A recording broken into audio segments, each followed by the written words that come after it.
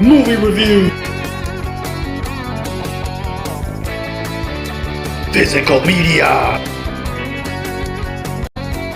Gummy unicorn.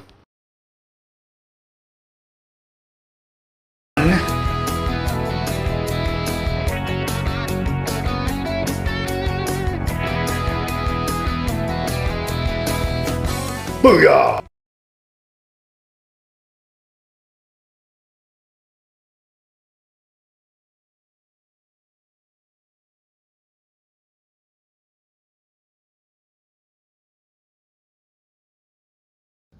Tippy time, my damies, and welcome to episode 43. 43. A repeatedly interrupted with me, your host, Pootie Tang. And on this episode, another horror classic. Sam Raimi's Evil Dead. I have like a Blu-ray, a DVD copy sitting around somewhere. It's a pretty nice edition too, you know. I was pretty happy with it. But I decided to get the Evil Dead Groovy collection with Blu-ray and 4K because I didn't have any of the movies on Blu-ray, but what really sold me was the Ash versus Evil Dead complete collection. Love that show. That was the selling point on this collection for me because, as you can see, it does not have Army of Darkness, which is like a different production company or distribution company. It was something having to do with something like that, so that's why it couldn't be included, which is kind of sad. But there's other Blu-ray collections, especially that Book of the Dead one, the Necronomicon one, which I very much want. It would be nice. But like, yeah, just the fact that it had the Ash vs. Evil Dead TV show included with it was a big selling point. And it was like kind of on sale, so I got it cheap.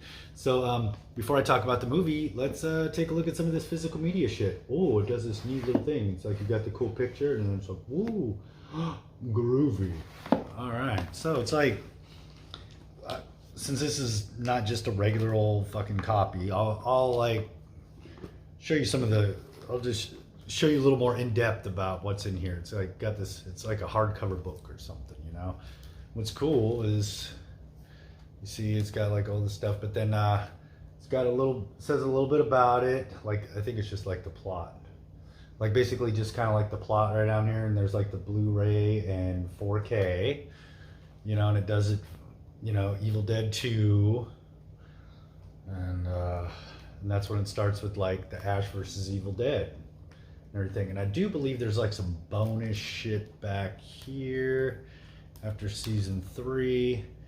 Yes, and then there's a whole disc of bonus content, which I think I still got to go through, even though I've seen a bunch of like different stuff about the movies and everything. It would be cool to go and bust in that. I think it's this, and it's just a DVD, which is kind of funny. They're like, the bonus content, fuck it, DVD. But this is the Groovy collection. It was not super expensive, which was pretty cool. And like I said, it doesn't have the complete movie trilogy. So if you're thinking about getting it, just go, like if you want it as a collector kind of dealio like I did, then yeah, definitely snag it up, or just buy them separately, or get the Blu-ray collection of all the movie trilogy. But yeah, now that I've like gushed over this awesome box set, let's talk about the movie. Oh, but first, this episode, because gummy unicorns are still not in at my Dollar Tree, I'm just going to mix it up, and there's going to be different snacks. So as you can see at the beginning of this, the intro has changed a little bit. And this episode is brought to you by the snack Gummy Lips, with a little llama or alpaca on there. So basically, if you've ever wanted to know what llama pussy tastes like, not bad. Evil Dead. I mean, what can I say about the movie that has not already been said? Not much, you know? But I'm gonna just expound on some of the things that I find fucking great about it. One thing is the lighting. I like how it has these really bright spots, just not like lighting all over, like, but like especially when Ash is taking his sister out to the car. It's like, okay, fine, you can go stay in town. Let's get you the fuck out of here. You're talking about the woods. It was after the woods rape scene, and got a little bit of that llama pussy stuck in the back of my throat. I guess I got it now. Got it now. I hate when I get llama pussy stuck in the back of my throat. But and the three others are standing in the door, and just that bright spot behind them. And then there's just like that one little blue light. But there's what's great is it almost lends more of a realism where it's not like that Hollywood, like we have these big spots, so we can make sure we could light all this stuff and everything like that. It's like, it's very sparse, and when it is lit, like really lit, it's like really lit and just in one spot, so it creates like all this other darkness, where it's like, yeah, we can see what's going on. It's not like one of those movies where it's like, oh no, they're running in the dark and you can barely fucking see anything unless you got a good TV or this and you got the brightness up. It's not like muddled and everything. You can see what's going on, but everything else out in the background just starts fading into darkness. Like you would be out in the woods. If you were standing in the doorway with the door open of your cabin and the light was spilling out from the cabin, but there's no lights anywhere else, so it's all dark, except for the moon that's shining down kind of. The lighting was really excellent, and just like all the effects, and like the effects are just epic. All the different costumes, and I've watched the featurettes and making ofs.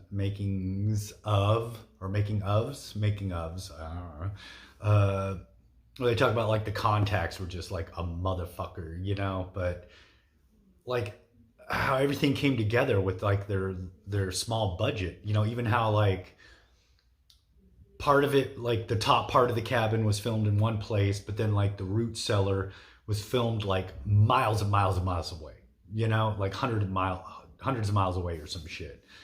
But like the editing was really fucking good. The way they edited, the way Sam Raimi shot that motherfucker. I mean, unless they actually said, hey, this is what we did, you would never think that, ever.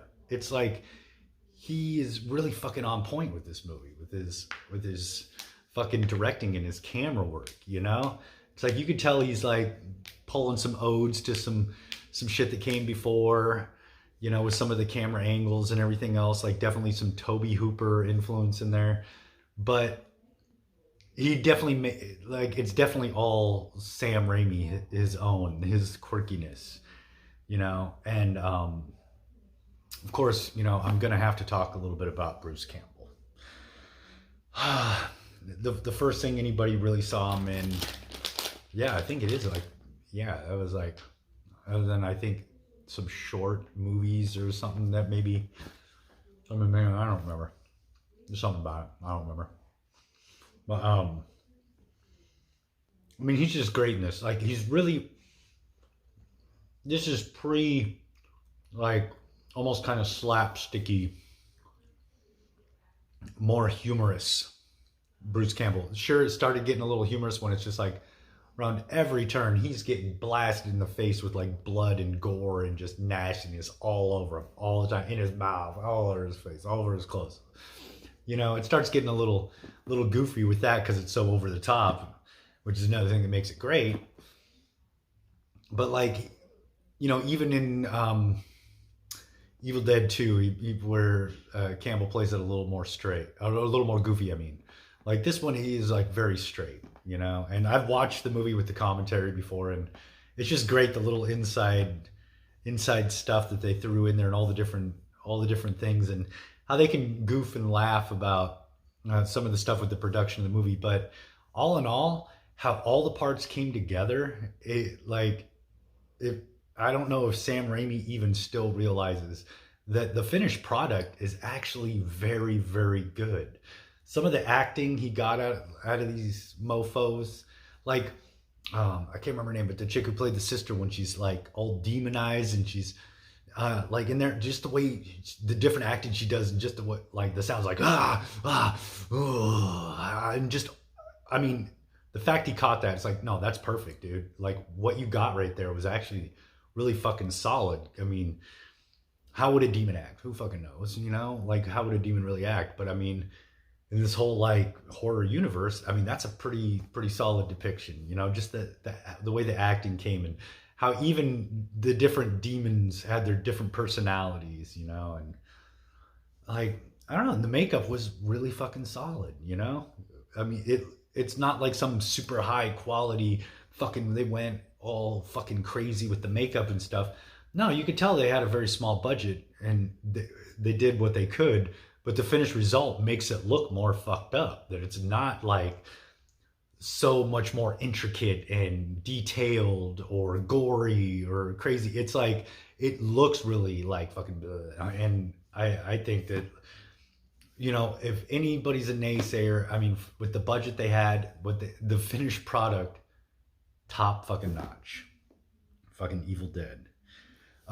Really quick, my next episode is going to be a special Friday the 13th episode, and I am going to review my personal favorite Jason movie. It's mine.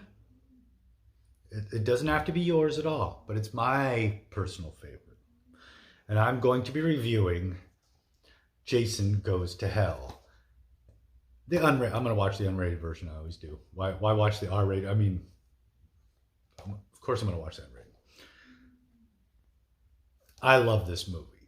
It's like, there's just all these different little bits and pieces that I'm just like, it makes it a unique entry into the Friday the 13th / Jason franchise. So my next one is going to be my Friday the 13th episode where I'll be doing Jason Goes to Hell. But yeah, Evil Dead, man. I mean, this became a fucking classic. Yet another thing, like how I was talking about in the last episode about Tobe Hooper, you know, just an independent horror filmmaker who made something on a very small budget with like no-name actors and just like got the money together, made the fucking movie, went out there, and it became something that was like iconic for the genre. And Evil Dead did the same thing, and Sam Raimi did the same thing. And like fucking Texas Chainsaw Massacre had Gunnar Hansen come out of that, who starred in probably quite a bit of more horror B movies, like lesser known stuff later on and everything. But I mean, he became like one of the horror guys, you know, Gunnar Hansen, just from that movie. Bruce Campbell from Evil Dead, you know? And yeah, like what else can I say about this movie? You know, it's so top notch. And if I remember correctly, Evil Dead 2 starts off right where Evil Dead 1 left off. But what's crazy is that just the first Evil Dead could just stand alone on its own. Like it could just be its own separate thing, and you could start watching from Evil Dead 2 on, and it would be like a continuous thing, because like they almost kind of fit a little more from then on. Like, because it's kind of weird how Evil Dead 2 became almost like a bigger budget remake and a little goofier and more effects and stuff. But I mean, the first one's just so iconic. The look, the feel, it's just got all that classic stuff where, yes, it did get a little bit goofy. There was some other goofy stuff in it that if you watch it, little details that are kind of goofy, but like it really came through as a really punchy horror film, you know, of the time. You know, it wasn't like a horror. It wasn't a horror comedy. It was like meant to be just like a real fucking horror. And that's pretty fucking tight, you know? At least I think so. I don't know. I know it's tight, but I don't know. I'm just talking out my ass. That's what I do here. But yeah, like what?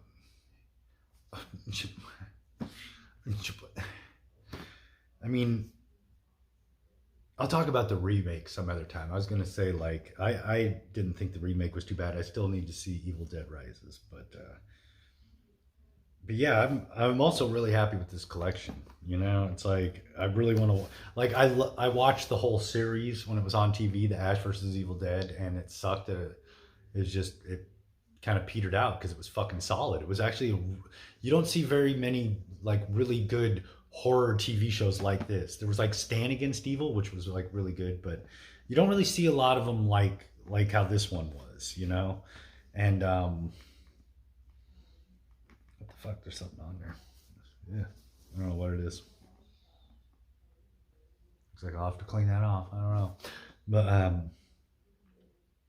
yeah, just the Evil Dead. I mean, it's one of those ones where if you're just getting into horror and people are, and you're like wondering what some of the like the staples, the classics. I mean, there is a big fucking list, but like let's just say you wanted to start off like really, you know, top 20, like not my personal top 20, but like let's say just like a top 20 that was like, okay, what are some that I really, really have to see? Evil Dead's one of them because it just started a whole thing, you know. There were so many there's so many ripoffs of it. So this little independent film, this little independent horror film coming out of nowhere has ripoffs, which is fucking great, you know. I mean, I just love seeing something that was like really made from the heart and really came through really, really fucking good and solid, and it just like takes on a life of its own where it makes it even more special. That like, you know, if Sam doesn't look back with absolute fondness of Evil Dead and just like, that's the one that started it, and that was like the baby that you know, he really made an iconic film, and that maybe he hears about it all the time, so it's like he might be a little jaded to it. But Sam, if you're watching this, like seriously, you should be absolutely fucking proud of the Evil Dead. It is one of the most classic fucking right on must see horror films of all time. And with that, I'm gonna take off. Before I do my other special, I'm gonna watch some other movies, and one of them is gonna be Evil Dead 2 because I kind of wanna watch all of them now. So I'm gonna go do that. And since I've signed your pity on the runny kind, and I've also mowed down, this will be my third llama pussy. Gummy llama pussy.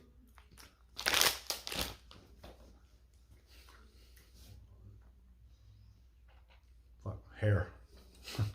All right. Until next time, motherfuckers. Really interrupted. Me, Pootie Tang. See you next time. Neighbors tomorrow. Ned Tibbets. Evil damn motherfucking yeah.